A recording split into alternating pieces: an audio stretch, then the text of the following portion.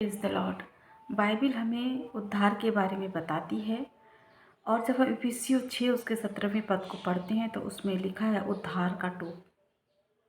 मेरे प्रिय, उद्धार होता क्या है और उद्धार के लिए क्या करें? उद्धार को टोप के साथ ही क्यों जोड़ा गया, दूसरी चीज़ों के साथ क्यों नहीं जोड़ा गया? इन सब बातों पर आज हम मनन और चिंतन करेंगे। पहली बार मैं आपको ये बता दूं कि उद्धार क्या है। उद्धार हमारे पापों से क्षमा है, हमारे पापों से मुक्ति है। क्योंकि हर दिन हम कुछ ऐसा पाप कर लेते हैं, ऐसी गलतियां कर लेते हैं जिनका माफ़ी पाना हमारे लिए बहुत ज़रूरी है। क्योंकि हम उससे अशुद्ध हो चुके होते हैं, तो हमारा शुद्धिकरण जरूरी है। तो यही शुद्धिकरण, पापों की मुक्ति, उद्धार है। और उद्धार हमें कौन दे सकता है? उद्धार हमें यीशु मसीह ही दे सकते हैं, क्योंकि उन्होंने अपने कीमती खून को हमारे लिए इस धरती पर बहा दिया कि उसके कोड़े खाने से, उसके लहू बहाने से और उसके क्रूस पर चढ़ाए जाने से, उसके जीवित होने से हम जो हैं वो पापों से मुक्ति को पा सके, हम शुद्ध हो सके।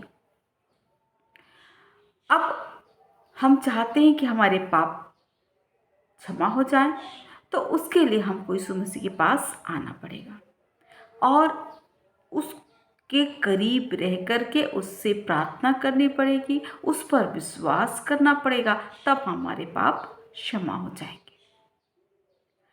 जब हमारे पाप क्षमा हो जाएंगे तब हम क्या हो जाएंगे? हमारा स्थान ऊपर हो जाएगा। जैसे टोपी जो है वो सिर के ऊपर लगाई जाती है और उसे किसी तरीके से कमर में, सीने में या पैर में नहीं पहना जा सकता है। उसी प्रकार उद्धार पाए हुए लोगों का स्थान भी ऊंचा हो जाता है। अब परमेश्वर का वचन जो तुलना करता है वो कहता है कि धार्मिकता की झिलम, झिलम चोला जो पहनते हैं युद्ध के समय पे वो, या झिलम जो वस्त्र पहनते हैं ऊपर से वो, पाँव में मेल की सुसमाचार की तैयारी की जूती, मतलब मेल को जूते के समान साथ में कंपेयर किया गया। धार्मिकता को झिलम के साथ कंपेयर किया गया। अब विश्वास की ढाल, आप जानते हैं सैनिक जब युद्ध में जाता है तो एक ऐसी ढाल लेकर के जाता है जो गोल और चौकोन होता है, जो उसकी रक्षा करता है। वो विश्वास की तुलना ढाल के साथ में की गई। आत्मा की तलवार, मतलब आत्मा को वचन से भरा हुआ, ताकि वो कुछ भी बातों का, शैतान की हर एक बातों का वो जवाब दे सके। उसे तलवार को के समान वचन को यूज करना आना चाहिए।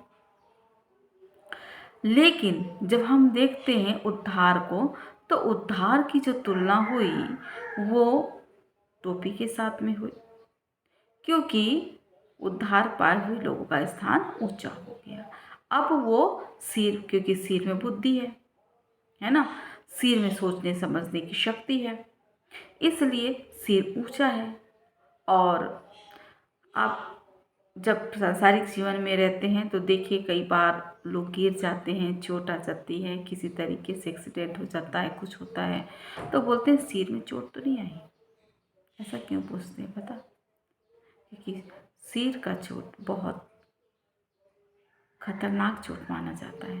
संसार में रहते हुए जब हम शारीरिक जीवन जीते हैं तो शरीर की जो चोट है वो तो ठीक हो जाती है, लेकिन सिर की चोट को गंभीर चोट के रूप में लिया जाता है, क्योंकि इसका ठीक होना मुश्किल होता है और इससे बहुत प्रकार की हानियाँ भी होती है। इसलिए गाड़ी चलाने वालों, दो पहिया जो वाहन चलाते हैं उनको हेलमेट लगाना कंपलसरी बोला जाता है।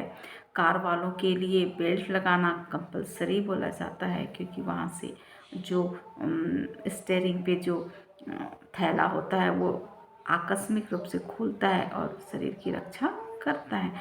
इस प्रकार की सावधानियों को रखने को बोला जाता है। इसीलिए उद्धार पाए लोग अब कैसे हो गए? ऊंचे हो गए।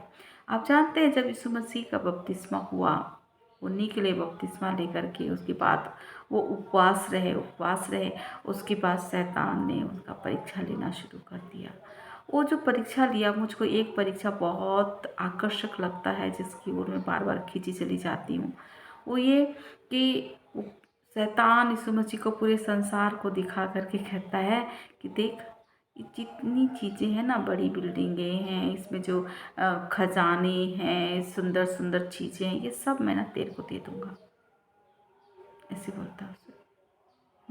उस समय परमेश्वर के पुत्र यीशु मसीह ने हंसा भी होगा, उसको हंसी भी आई होगी, बेवकूफ़, ये जो तू मुझको चीज़ दिखा रहा है तो मेरे पिता की है, और मेरे पिता ने तुझको भी बनाया है, और जब मेरे पिता ने बनाया है तो वो तो मेरा हुआ ना, क्योंकि मैं पुत्र हूँ, उसका इकलौता पुत्र। तो ये सब तो मेरा हुआ, और तू मुझी को बोल रहा है कि मैं तुझको दे दूंगा। तेरी इसी हरकतों की वजह से तो पिता ने तुझको ऊपर से नीचे फेंक दिया, है ना। ऐसा हो सकता था ना, ऐसा मैं सोचती हूँ मेरे प्रियो। ये भी सोचती हूँ कि इस मसीह का जब बपतिस्मा हुआ उसके बाद ही परीक्षा क्यों, उसके पहले क्यों नहीं हुई परीक्षा? शैतान डर गया, पता। अब बपतिस्मा हो गया, वो समय आ गया जब यीशु मसीह अपने कार्यों को स्वर्ग जाने से पहले पूर्ण करने वाले। अब लोगों के पाप क्षमा होने वाले, लोग ऊंचे स्थान पर बैठ जाएंगे क्योंकि वो उद्धार पाए हुए लोग होंगे। अब नर्क में जाने वालों की संख्या कम हो गई, इसलिए डर रहा है, वो डर रहा है, उसके राज्य में जाने वालों की संख्या कम हो रही है, वो डर रहा है। इसलिए यीशु मसीह को भी बहकाने की कोशिश करने लगा कि किसी भी तरीके से उसको अपने चुंगल में लाऊं, जैसे मैंने हवा को ले लिया था।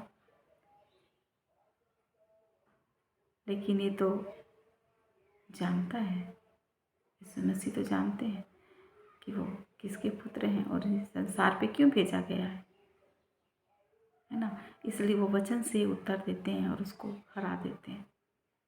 उद्धार पाए हुए लोगों की 5 क्वालिटी जो मैं सोचती हूँ, जब संसार से हम मुक्त हो जाते हैं, हमारे पापों से हम हल्के हो जाते हैं, तो हम अनमोल हो जाते हैं, एक मणि के समान। जैसे शिवा की रानी एक मणि लेकर के आती है राजा को भेंट चढ़ाने के लिए। पहला राजा को 10वां अध्याय, उसके दूसरा 10वां 11वें पद कुछ हम पढ़ते हैं तो उसमें मणि के बारे में बताया। हम वैसे मणि के समान हो जाते हैं, कीमती पत्थर हो जाते हैं जिसे हर कोई पाना चाहता है। तो परमेश्वर ने जब हमको कीमती बनाया था, हम तो उसी के रहेंगे ना, कि दूसरे दल में चले जाएंगे, नहीं ना।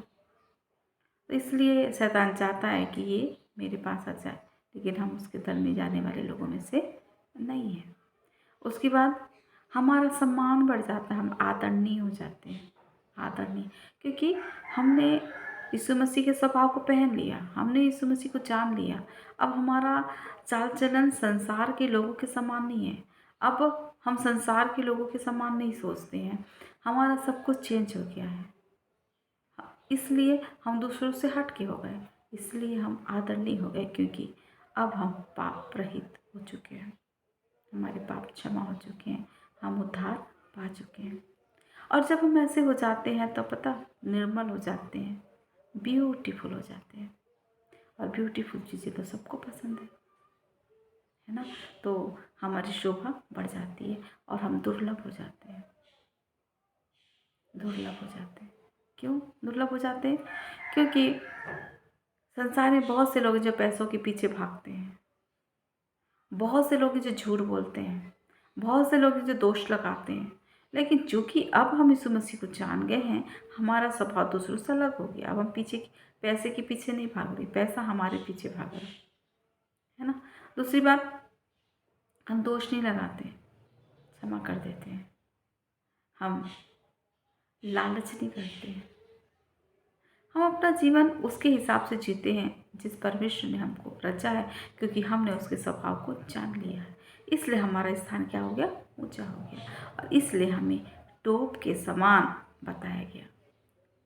और टोप ऊपर रहता है, नीचे नहीं रहता। मेरे प्रियो, मैं और आप प्रभु के लिए अमूल्य हैं, क्योंकि हमारे पाप क्षमा हो चुके हैं, और हमारे पाप यीशु मसीह पर विश्वास करने के द्वारा निरंतर क्षमा होते जा रहे हैं।